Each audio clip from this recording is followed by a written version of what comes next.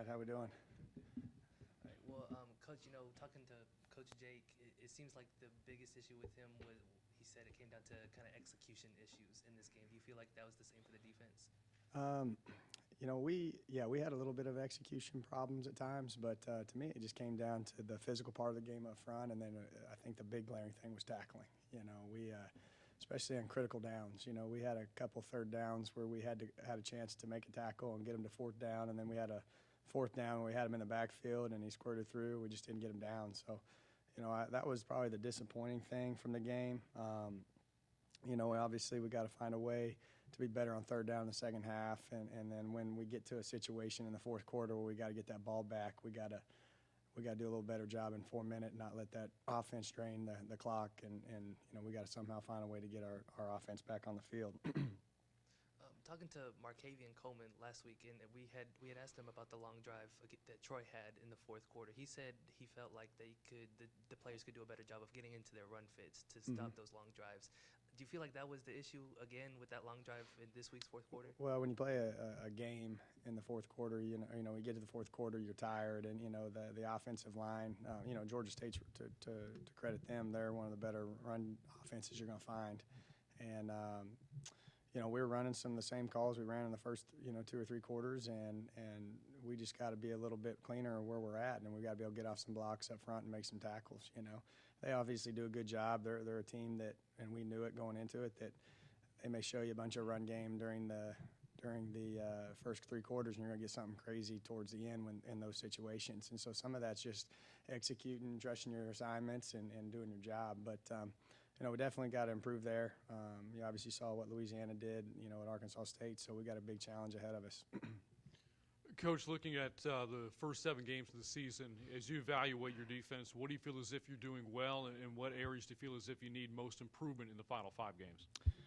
I think consistency is the big improvement area just from throughout the entire game. You get into halftime, and you knew they were going to get their yards running the football, but we were good on third down. We made them punt. We got a turnover, and so we were kind of going back and forth from my standpoint in a good manner. We didn't, and looking at the first half, we didn't play the pass game as well as I was hoping to, giving up the long touchdown pass, right there around midfield, and the perimeter screens that happened in the first half. But then we come out the second half, and it's like the script flips. Things you're good at in the first half, you were poor at.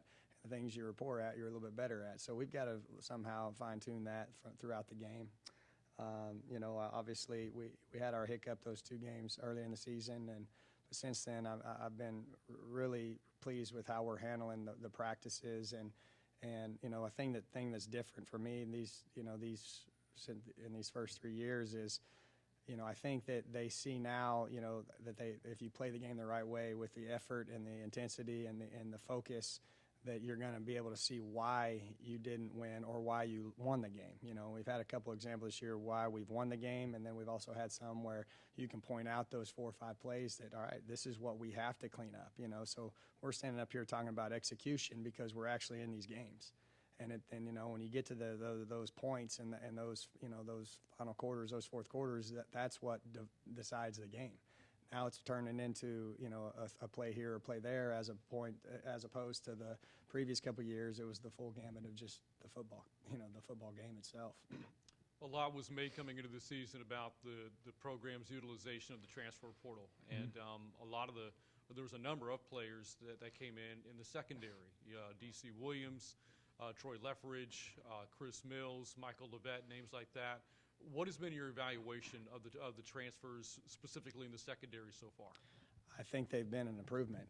Troy and DC have started every game and played at a good level for us. The other ones, to me, the issue's been just injuries.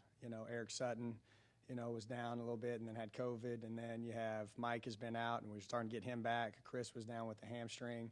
So today was the first day, and I literally said this walking off the field to our DB coach that, I feel really good about the 4 corners that are going to play this week, for the first time in a few weeks. But I think they've been a great addition. Obviously, they played a lot of football, and I think they've helped us in a lot of ways.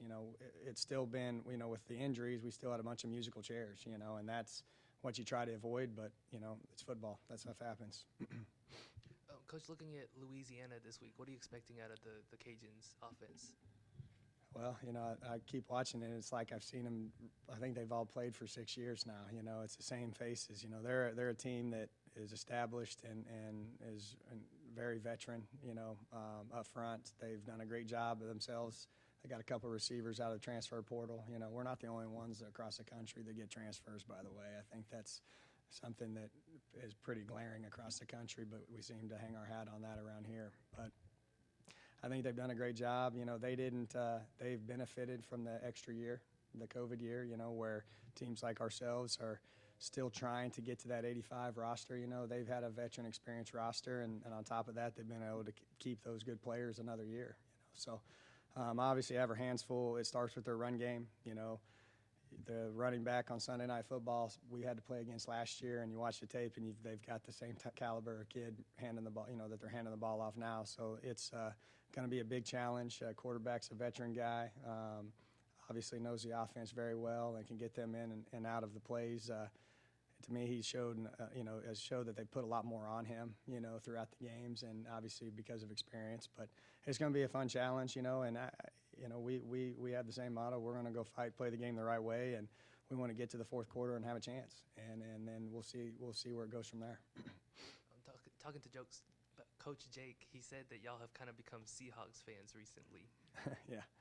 Well, I mean, we've got, when you've coached long enough in different places I've been, you're fortunate to have some guys, that play in the next level. And, Jordan Brooks was a really good player for me at Texas Tech, a guy that was able to coach the entire time. And he just, it's fun to see him out there, playing, made some good plays last night. But it's also fun to see Geno. I remember when Jake was with Geno and that kind of deal, and actually had to play and try to cover DK Metcalf. So I don't wish that task upon anybody now. One of the players that's been a pleasant surprise this year, because we didn't know what to expect from him coming in, has been Isiah Nixon. Mm-hmm. There seemed to be a play, though, on Saturday where he got a little bit banged up. Mm-hmm. Is Isiah okay? Yeah, he just kind of got dinged up, the wind knocked out of him. He ran pretty hard, made a great effort, hit the quarterback, and our luck, the ball shoots in the air 50 yards, and I look and I see our guys running to go get it, and then all of a sudden I see them catch it. So that's kind of where it was at on Saturday. But he practiced well today, and he's full go. How much of a difference maker has he been? He's been big because he's the one guy that's been able to get to the quarterback in those critical times, which you've seen.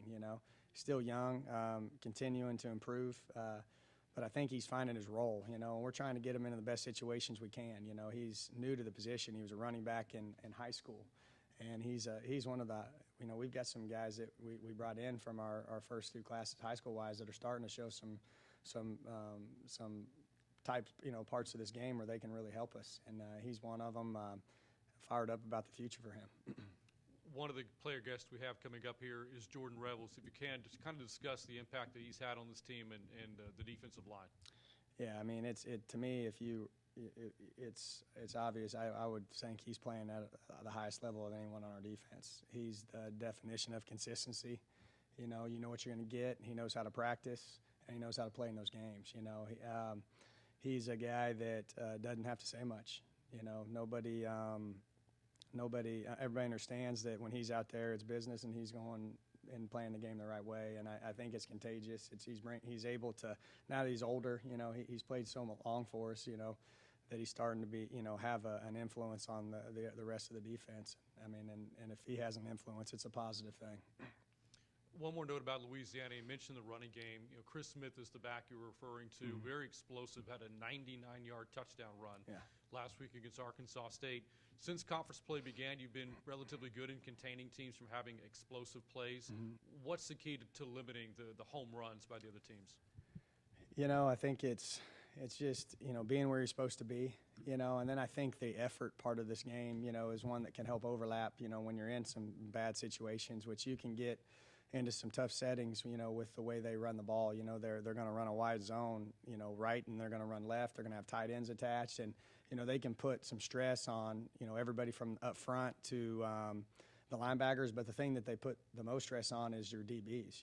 That long run was they rolled it back to where a corner or a safety had to tackle it, and that's difficult at times against those backs. And I think the way you can, you prevent the negative plays is if you do have a missed tackle, you got guys running to be able to get there. And then if you do miss the tackle, it can't be a clean miss. You've got to kind of restart that running back to where people can get there. And we've been doing that all right this year. From the big play standpoint, and it's got to continue. But we've got to definitely be a lot more physical up front, from the first and second downs as this game progresses.